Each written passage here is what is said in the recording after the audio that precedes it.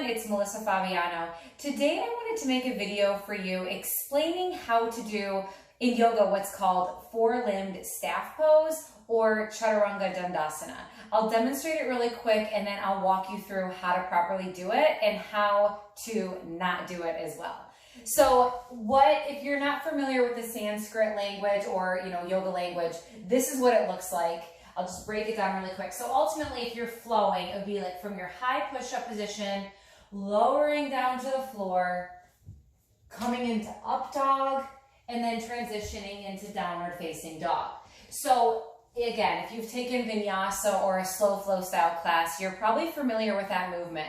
But I've noticed a lot in the classes that I teach and with the clients that I work with, when people are doing Chaturanga or four-limb staff pose, they're doing it very wrong.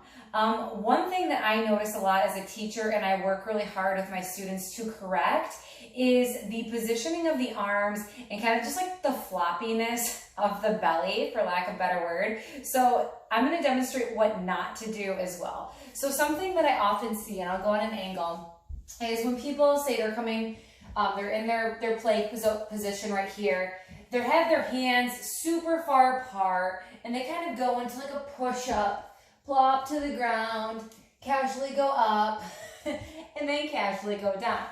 And although that might seem fluid in your body and it might seem like okay if you're newer to the practice, it's not, because your alignment is really off, and ultimately you might end up causing some damage to your shoulders and your arms, and you're just going to be off with your yoga practice.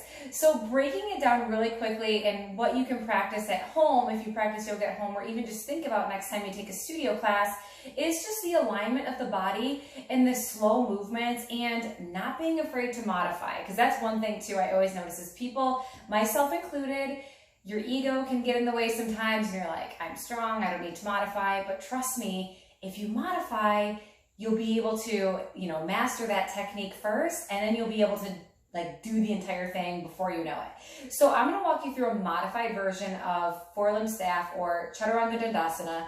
So say you're flowing, your teacher's telling you, get into high plank position. So you're in high plank.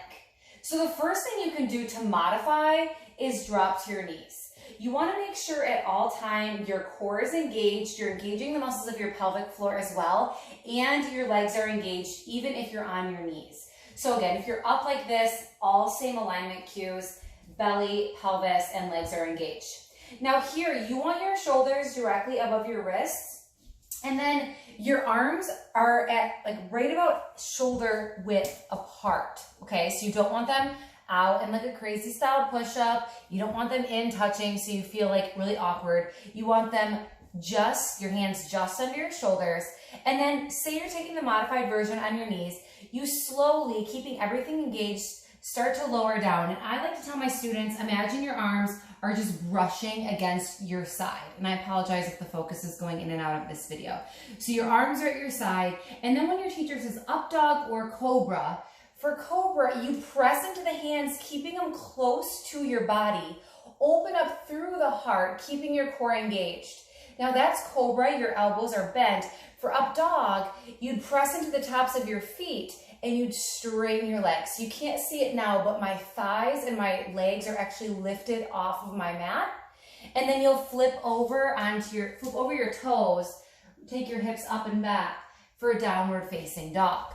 So that is a very quick breakdown of it. I'm going to do it one more time quickly just to show you how to transition in and out of it fast, and then how to work on it as well. So coming back into your high plank position, I'll do the modified version. You'll drop to your knees, make sure everything's engaged, shoulders are above your wrists. Slowly start to bend the elbows. Seriously, go slow. You'll feel this. On your inhale, press into your hands for cobra first, keeping your elbows bent. If you wish to take that up dog, you press into the tops of your feet and lift your thighs. And then exhale into your downward facing dog. Now a full chaturanga, high plank, slowly lower.